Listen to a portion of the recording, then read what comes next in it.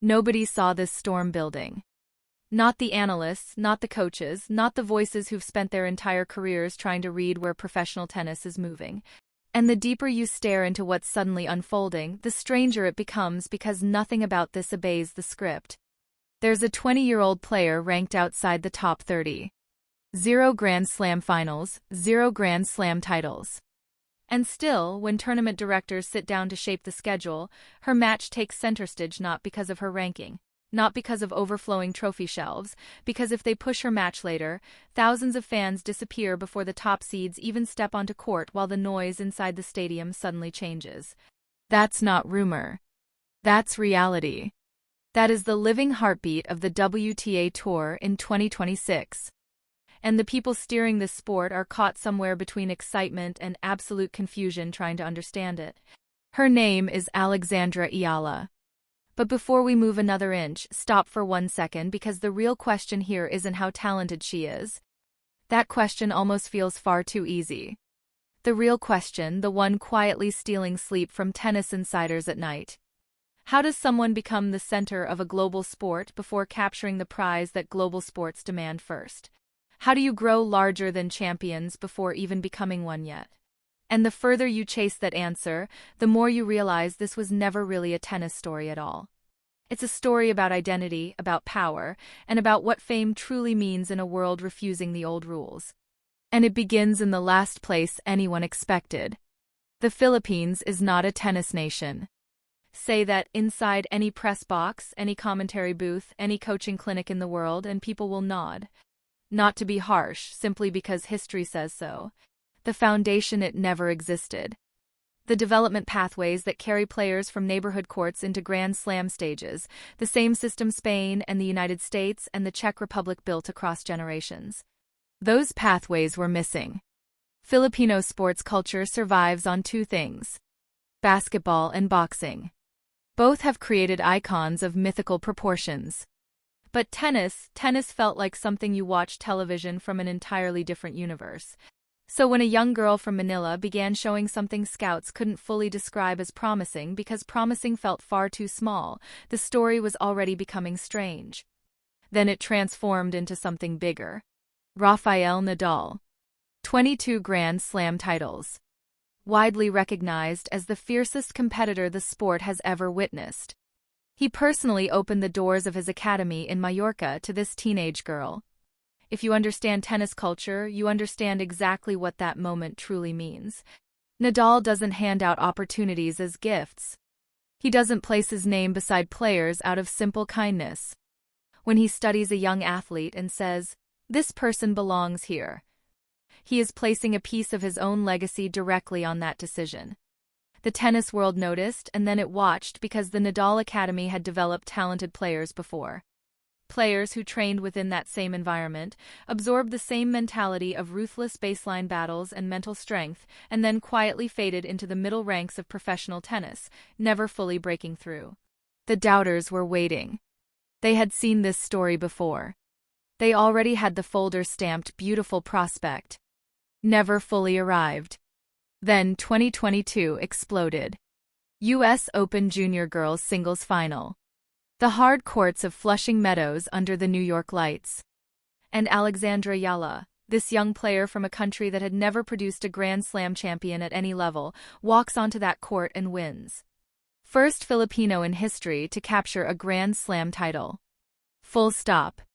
The footage exploded everywhere instantly.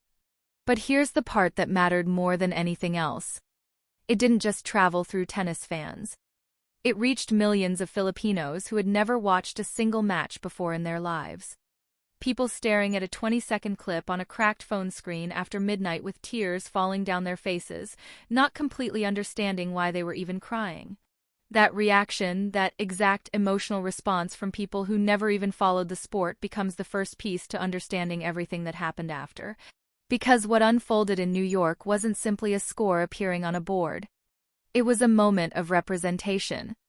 It was the instant an entire archipelago of over 115 million people watched their identity standing on one of the biggest stages in world sport for the first time ever. That type of moment doesn't just create a fan base. It creates something that feels much closer to devotion. She turned professional. And what happened next is the chapter highlight reels always leave behind. But it's also the chapter that truly explains who she is. She battled through the unglamorous moments, often brutal, completely hidden from the cameras. Opponents who were fully grown adults. Courts in countries most casual sports fans couldn't even locate on a map. Victories that barely created a ripple of attention. Defeats that would have shattered players carrying weaker resolve. She dropped matches she should have finished. She stole matches she had absolutely no right winning. And through every moment of it, she kept fighting. She kept evolving. She kept returning. The Nadal Academy wasn't only shaping her forehand or refining her serve. They were building the thing that separates a solid professional from someone truly dangerous. The ability to trust yourself when absolutely nothing around you is giving that belief any reason to survive. Then Miami 2025 arrived. This is where the story stops being about momentum and starts becoming a complete seismic shockwave. She entered the WTA 1000 event as a wild card. The tournament had to hand her a special invitation just to place her inside the draw. Her ranking wasn't high enough to qualify automatically. By every traditional measure, she wasn't supposed to be there. And then round after round against a field packed with every elite player on the planet, she started winning, not escaping. Winning, dismantling players who had been professionals longer than she had even competed at any serious level. Then came IATE, multiple Grand Slam champion, former world number 1, a player so overwhelming throughout the last several years that opponents sometimes looked defeated before the opening rally even began. Alexandra Eala beat her. The second that final point crashed onto the court, the internet didn't just respond, it exploded. Every major sports account immediately posted the clip. Tennis broadcasts interrupted their own programming. And in the Philippines, it was already past midnight and millions of people remained awake, watching through phones, laptops, and televisions with the volume turned completely up. The noise pouring from homes across Manila spilled directly into the streets. She reached the semifinals. First Filipino in WTA 1000 history to reach the Final Four. She walked inside ranked beyond the top 100. She walked out standing within it. And here comes the question that makes tennis insiders visibly uneasy whenever it's asked directly. Why did her name create more digital engagement than the player who actually lifted the trophy? Why was she pulling larger first-round crowds than established top 10 players were bringing into their quarterfinal matches? Why is the WTA, an organization that spent decades building its entire identity around trophies, rankings, and champions, quietly reshaping its promotional strategy around a player who still hasn't won a major? The answer has layers, and every one of them is fascinating. The Filipino diaspora is among the largest and most connected communities on Earth. Over 10 million Filipinos live outside the Philippines, spread across the United States, the Middle East, Europe, Asia, and nearly every corner of the globe. These are people who carry their culture wherever they travel, who experience national pride with an intensity that honestly catches outsiders completely off guard. And when one of their own steps onto a world stage, they mobilize with a speed and unity that social media platforms are still struggling to truly understand. When Eala plays, the engagement numbers don't resemble an athlete having a major match. They resemble a national emergency. Comment sections explode with Philippine flags within minutes. Hashtags don't simply trend in Manila. They trend worldwide because that community exists everywhere. Streaming numbers surge across regions that have never traditionally been tennis markets before. The WTA watches all of this data unfold in real time. And the conclusion becomes unavoidable. This player is unlocking audiences we have spent years trying to reach and repeatedly missing. She is doing it simply through existing and competing. That represents extraordinary commercial power for someone still at her stage of development. Layer 2 becomes the Nadal effect, and it moves almost invisibly until you begin noticing it. Nadal's legacy was never only his titles. It's his philosophy. Chase every ball. Give everything on every point. Respect the game. Respect your opponent and never under any circumstance stop fighting. His fans didn't simply admire his results. They fell in love with that system. They made it personal. When they watch a 20-year-old left-handed player trained at his academy playing that same relentless never-surrender tennis, something inside just clicks at that moment. They see continuity. They see the values they loved in Nadal carried forward by someone new again. They adopt her without marketing campaigns, without anyone ever asking them to. Suddenly, Eala isn't just drawing Filipino fans. She's drawing millions of Nadal fans worldwide who feel a real organic connection to her story and her style. That cross-pollination of fan bases is almost impossible to engineer artificially. She has it naturally. She makes people feel something. Watch her play a point where she's down match point and has absolutely no right surviving it. Watch her sprint to the edge of the court, dig up a ball that had no right to come back, strike a left-handed forehand that lands inside the line, then pump her fist and scream something in Filipino that courtside microphones catch before commentators can translate at courtside moments. You don't need a translation.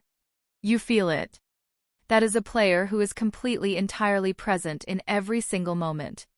In an era where professional sport can feel carefully managed and emotionally controlled, Eala is raw. She's authentic in a way cameras adore and audiences deeply crave naturally. And she is 20 years old, still becoming, still unfolding into the player she is destined to be right now. The greatest athletes have a window, a specific window, where their story is still being written in real time, where each match is unpredictable, where you never yet know what the final version of this player will become ultimately. That window feels magnetic. Audiences feel it instinctively. They want to witness it. They want to be able to say, years from now, I was watching from the beginning. Established champions carry the burden of expectation and the quiet melancholy of stories already mostly written in advance now. Eala exists within a completely different space. Every match feels like a chapter still building towards something enormous. By early 2026, she reached a career-high ranking of world number 29, the highest any Filipino player, male or female, has ever achieved in the entire history of the WTA Tour record. It isn't even close. She's competing in doubles simultaneously, managing schedule, media presence, sponsor obligations, and the weight of an entire nation's expectations alone now. While her peers in other walks of life are still finishing university, an entire nation of over 100 million people walks into every match with her. Losses feel shared. Wins feel like national celebrations, and she handles it with composure sports psychologists call genuinely remarkable in every match. Not because she suppresses emotion, she displays enormous feeling, but that same emotion fuels her rather than fracturing her. Which brings us back to where we began with that question, the unsettling one, the one that has no clean answer yet. How do you become the main attraction before becoming the champion first? The traditional answer sport gives you. That attention follows achievement. That the spotlight belongs to the people at the top of rankings only. In a pre-internet world that logic held perfectly. But we don't live in that world anymore. Fame is no longer just awarded by achievement. It's generated by connection, by narrative, by the feeling a person creates when you watch them compete. And Alexandra Eala. This 20-year-old from Manila, shaped by the greatest fighter this sport has ever produced, carrying a nation's dreams into every single match she plays, generates that feeling in volumes that have genuinely stunned even the people who run the sport she plays in. The champions will always keep their titles. Their names on those trophies never truly change. But right now, in this specific, unrepeatable moment in tennis history, there is one player whose name makes the crowd louder. Whose schedule forces the internet to rearrange itself, whose story reaches people who have never picked up a racket and makes them care deeply about a sport they didn't follow yesterday before. The world isn't loud because she has already arrived. Faye world is loud because everyone can feel with that instinct that comes before rational thought that what is coming next is going to be something none of us will want to say we missed.